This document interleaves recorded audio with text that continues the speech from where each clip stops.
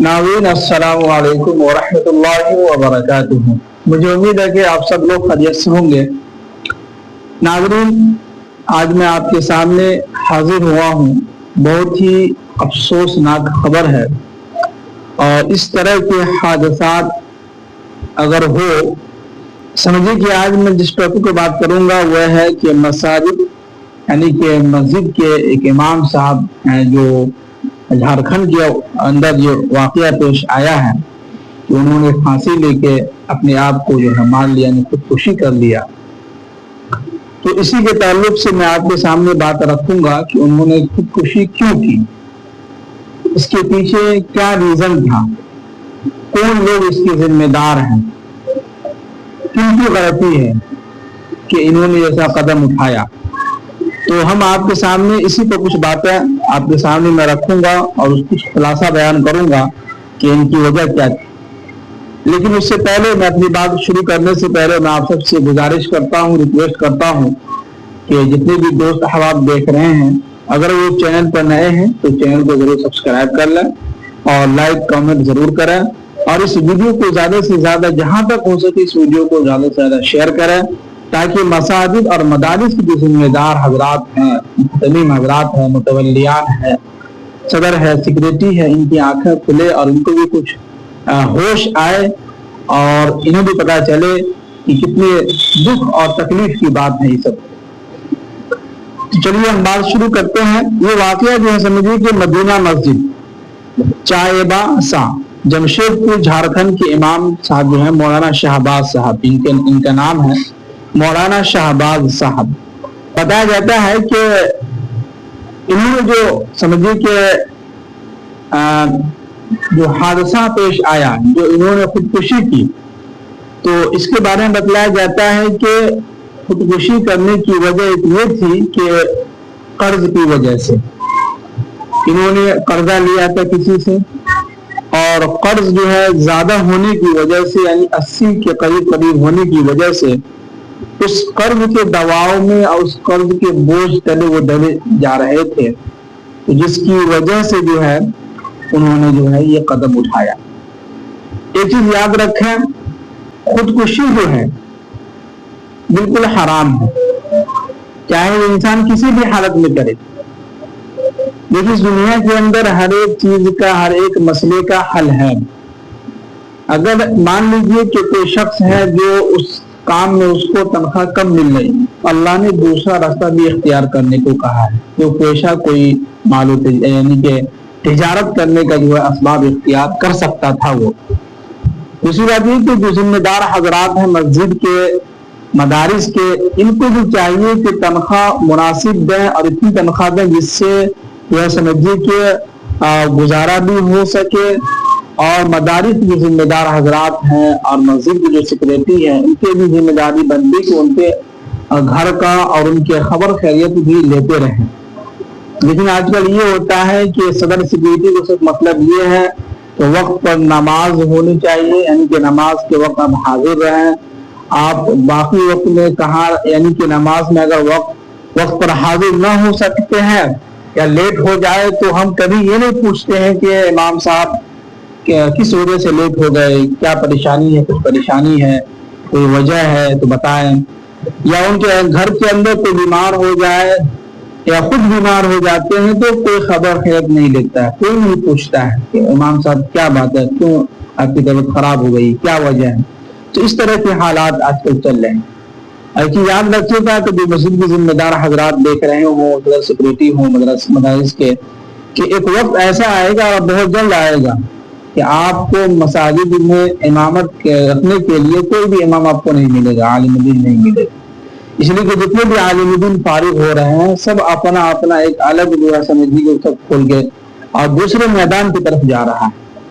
तो उसकी वजह यही है कि तनख्वाह कम होने की वजह से, तनख्वाह अगर कम दे रहे हैं तो रिहाइश का भी इंतजाम करें। अब जैसे कि देख लिए मदारिस वाले, हमारे मदरसे के मोहतमीम साहब समझते हैं कि सिर्फ हम ही हैं। मदारिस के जो मोहतमीम होते हैं, नाज़िम होते हैं, वो सिर्फ ये समझते हैं कि हमारा पेट भरना चाहिए, हमारा जेब भरना चाहिए, हमारे पास पैसा आना चाहिए। हमारे मदरसे के मदरसीन का क्या हाल है, उनकी क्या खस्ता घर के अंदर क्या پریشانیاں ہیں، ان کا گھر کیسے چل رہا ہے، ان کے بارے میں ان کو کوئی فکر نہیں ہوتی، پھر سمجھتے کہ ہم نے تنخواہ دے دیا ایک تبادل کے طور پر اور اپنا وہ جائیں۔ اور دوسری بات یہ بھی ہے مدرسے کے اندر کہ آپ مدرسے والے دن بھر بھی ان سے کام لیتے ہیں، آپ باہر سے کچھ کر بھی نہیں سکتے ہیں کہ چلو بھائی ٹیوشن کا بھی انتظام ہو جائے یا امامت کا بھی انتظام ہو جائے یا کچھ اور بھی کام کر لیں، نہیں، بلکہ آپ کو دن بھر مدرسے میں رہنا ہے، بچے کے پیچھے آپ کو کھپانا اپنے آپ کو، لیکن تنخواہ وہی ہے۔ تو خیر بہرحال بات یہی آتی ہے کہ ساتھ میں انہوں نے یہ بھی کیا کہ جب مولانا شہباز مرحوم صاحب جو ہے جب خودکشی کی تو انہوں نے ایک نوٹس بھی لکھا، یعنی ایک کاغذ میں لکھا انہوں نے کہ میں خودکشی اس لیے کر رہا ہوں کہ میرے اوپر قرضہ تھا۔ اور اس خودکشی سے آگے جو انہوں نے نوٹ لکھا، اس سے یہ سمجھ میں آتا ہے کہ بہت سارے لوگ ڈپریشن میں بھی جا سکتے ہیں۔ دیکھیے کہ اس دنیا کے اندر اللہ تعالیٰ نے قرآن پاک کے اندر خود کہا ہے کہ لا یکلف اللہ نفسا الا وسعها، کہ ہم اس کے بندوں پر یعنی بندوں پر اتنا ہی مشقت مصیبت ڈالتے ہیں جتنا اس کے اندر کیپیسٹی ہوتی۔ تو انسان ہے کبھی کبھی یہ ہوتا ہے کہ جو ہے سو انسان جو ہے سمجھیے کہ مایوسی کا شکار ہو جاتا ہے، اور یہ اس لیے ہوتا ہے کہ وہ ہمیشہ اپنے سے اوپر کے لوگوں کو دیکھتا ہے، تو جس کی وجہ سے انسان کے دل کے اندر مایوسی پیدا ہوتی ہے، پھر وہ کام کرنا چاہتا ہے تو سوچتا ہے کہ اگر ابھی نہیں تو بعد میں بھی کسی کو پیسہ دینا ہی ہے تو قرض لے کے کام کیا جائے، تو یہ غلط ہے۔ بلکہ ہمارے نبی صلی اللہ علیہ وسلم کی حدیث ہے کہ جو ہے اپنے سے نیچے کے لوگوں کو، کم تر درجہ کے لوگوں کو دیکھو تو اس سے یہ تمہیں عبرت حاصل ہوگی اور تمہارے دل کے اندر شکر اور جو ہے سو اللہ کا شکر ادا کرنے کا جذبہ شوق پیدا ہوگا۔ لیکن آج کے دور میں یہ ہوتا نہیں،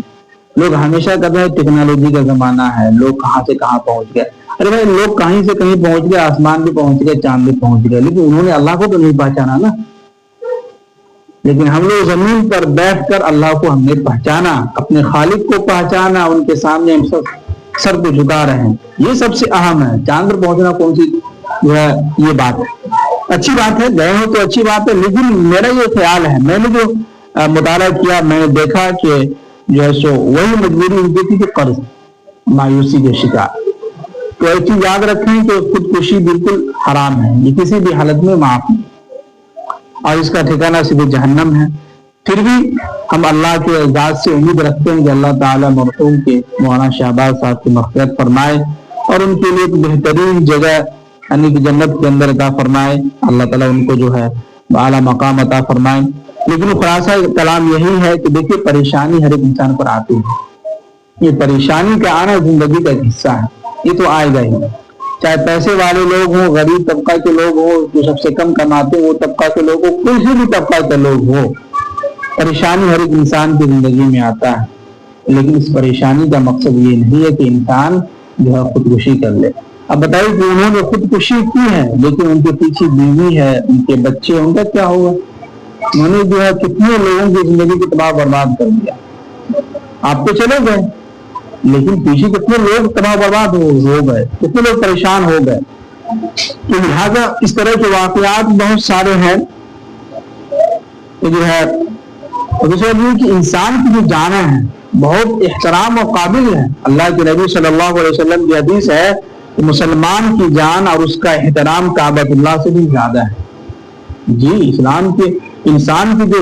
قیمت ہے، اس کی جان کی جو قیمت ہے وہ اللہ کے خانہ کعبۃ اللہ اس سے بھی بڑھ کر ہے، اس کا احترام کرنا چاہیے۔ انسان کی جو جان ہے یہ مال ہے، اللہ کی دی ہوئی امانت ہے، اور اس امانت کو اچھے طریقے سے رکھا جاتا ہے اور اس امانت کو واپس لوٹایا بھی جاتا ہے اچھے طریقے سے۔ اس کا اچھا طریقہ یہی ہے کہ ہمارا خاتمہ ایمان بالخیر پر ہو۔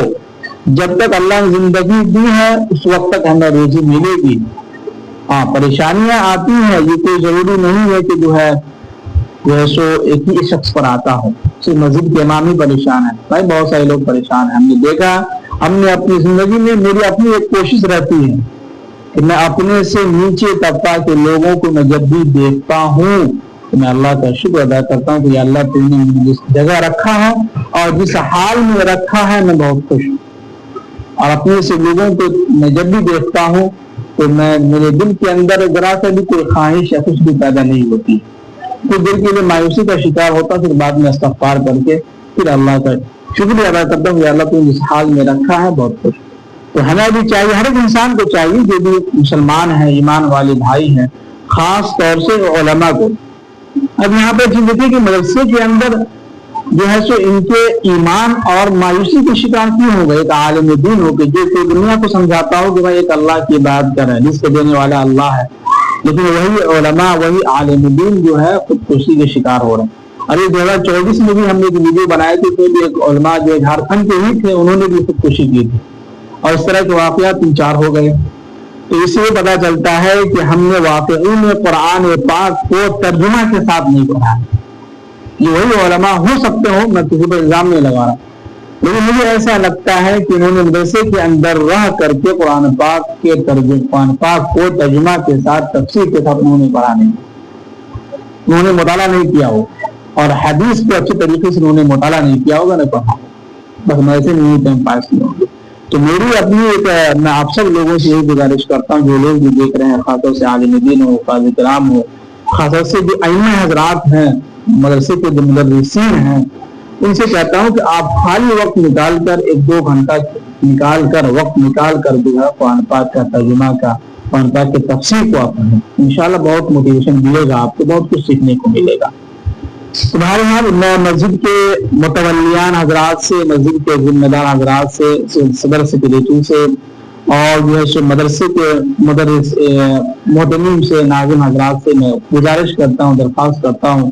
کہ آپ اپنے اساتذہ کو جانی اور مالی خوش رکھیں۔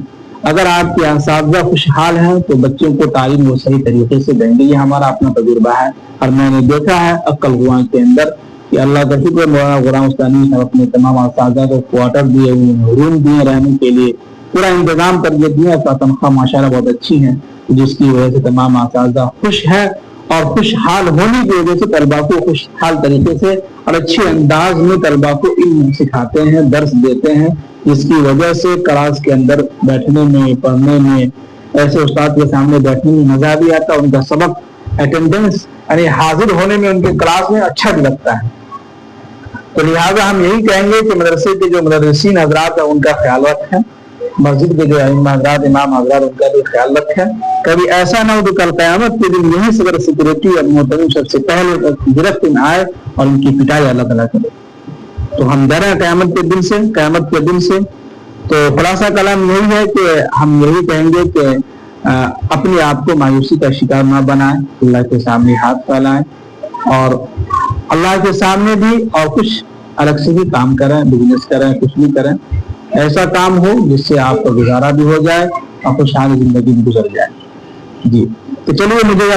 اجازت دیجیے۔ آج کی ویڈیو آپ کو کیسی لگی، اور آپ کی کیا اس پر رائے ہیں، آپ لوگ کیا اس پر تبصرہ کرتے ہیں کہ کیا بالکل یہ بات صحیح ہے کہ مسجد کے جو ذمہ دار حضرات ان کو چاہیے کہ تنخواہ میں اضافہ کرے، اور مدرسے کے جو ناظم صاحب ان کی ذمہ داری بنتی ہے کہ وہ مدرسین کی تنخواہ کا جو ہے خیال رکھے؟ تو آپ ضرور کامنٹ کریں اور بتلائیں کہ کیا صحیح کیا انہوں نے، کیا غلط کیا انہوں نے، کیسا رہا۔ تو آپ ضرور کامنٹ کر کے جائیں، اور اس ویڈیو کو زیادہ سے زیادہ ہو سکے جہاں تک دوست احباب کے ساتھ بھی شیئر کریں، تاکہ ان تک یہ بات پہنچے، ان کو بھی پتہ چلے۔ تو چلیے، مجھے اجازت دیجیے۔ السلام علیکم ورحمۃ اللہ وبرکاتہ۔